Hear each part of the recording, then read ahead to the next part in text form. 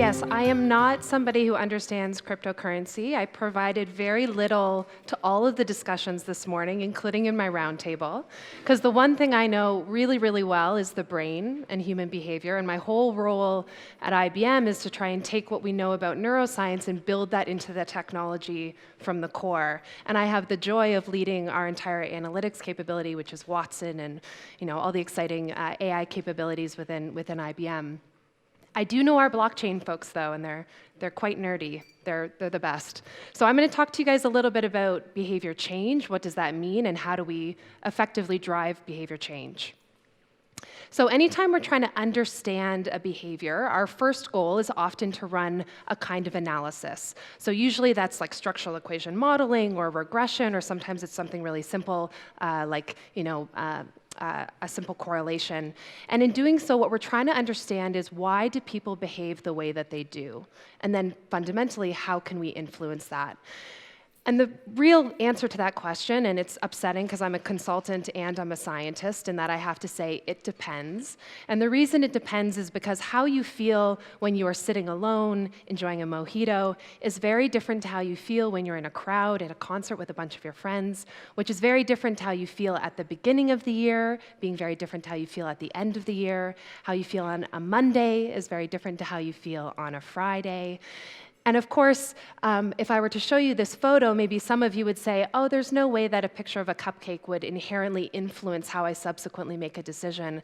But I'm here to tell you that it does, because it invokes an involuntary sense of hunger, and hunger is the driver for all of our decisions. So it's small, it can be all entirely in the context. And so that's why behavioral scientists, we have a tendency to study the predictable patterns of behavior, and we know that how people behave is very much dependent on the situation that they're in, who they are surrounded by, and of course how they feel. And as a behavioral scientist, I can tell you that context is fundamentally king, and that's why modeling behavior is incredibly difficult to do. As a behavioral science team at IBM, we study the variability and very predictable patterns of behavior. And we do this by bringing models of behavior, true in its sense, leveraging models of social psychology, cognitive and emotional neuroscience, and of course behavioral economics to give us a true fit on the problem that we are looking to solve.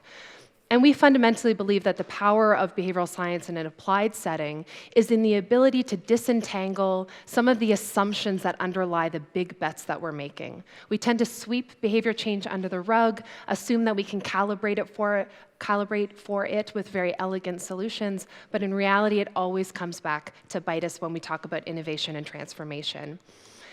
And companies that deploy behavioral science actually do very well. Companies that deploy the principles specifically have been shown to outperform their peers by 85% in sales growth and 25% in gross margin.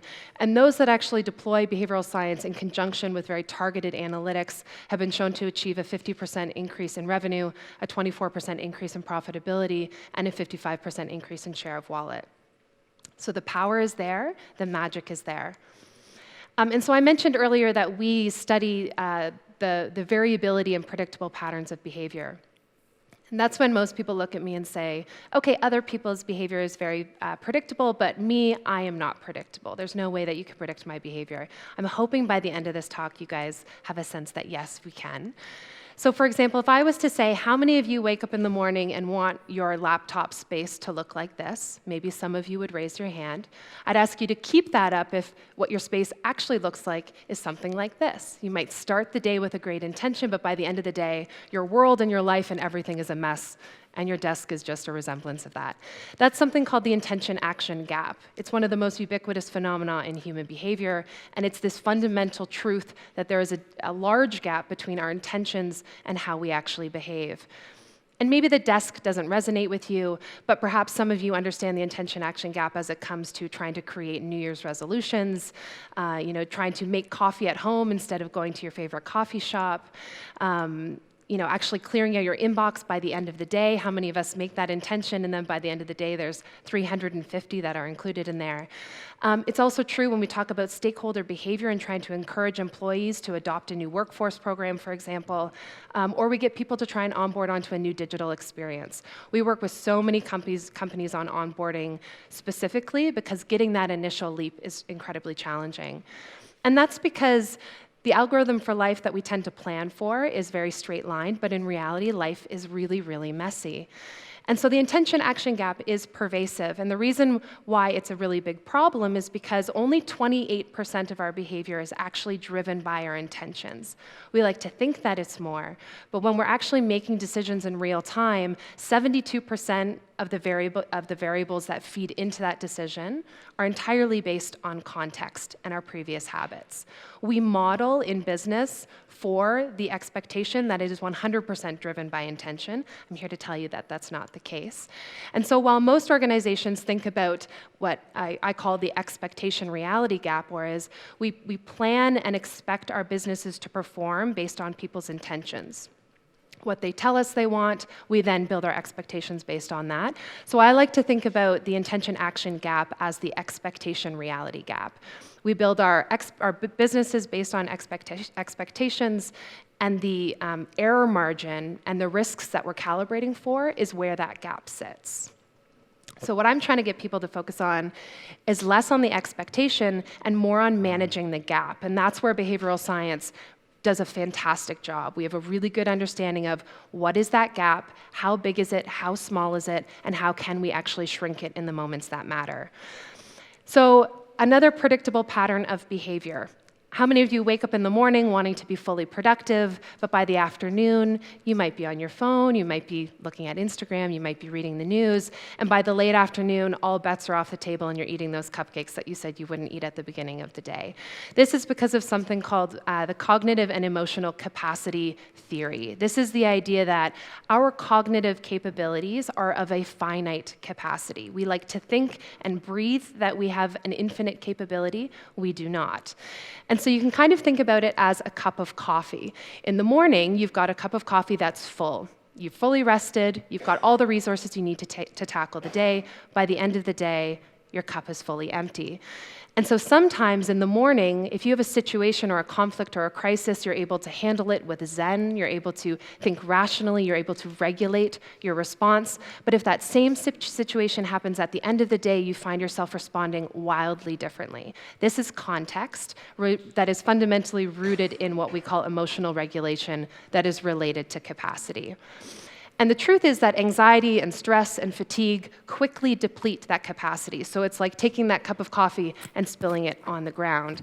And so when we think about where we are at right now in our society with COVID and how much stress and anxiety everybody is under, I want us to take a moment and understand that every single person in the world right now has an empty cup. We're all trying to operate as if we have a full cup, but that's not true. So all of those expectations, all of those assumptions that we have about people trying to drive their behavior, the way that we're crafting our products and our business models to drive certain kinds of behavior, a lot of the assumptions are out the window, and we have to assume people have no capacity. So when we think about actually changing behavior, what does that mean? I mean, obviously, earlier I talked about the fact that context is king. At any moment in time, 72% of our behavior is entirely driven by the context that we are in, and it's obviously incredibly critical. When we talk about change and learning, they drain capacity more than anything else. And typically that's where I get brought in to problem solve, which is when we are trying to drive change either at the micro or the macro level, and we're running into some issues. Either we're there at the strategy side of the phase and we're actually designing the program as a whole, or there's a massive transformation that's underway and things are sort of hitting the fan, and we need to figure out how we're going to pivot. And that's what I wanted to show you guys today, which is how do we have a framework for understanding adoption and change that is rooted in the science of how people make decisions in the moment of context?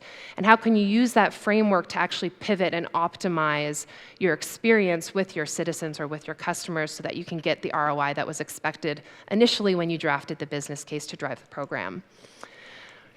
So to do so, I'll walk you guys through a bit of a chart here. You've got the x-axis, which is engagement over time. This is how much time you're actually interacting and engaging with somebody or with a product or a service and experience. And on the y-axis, you have habit orientation. Can you see? Okay.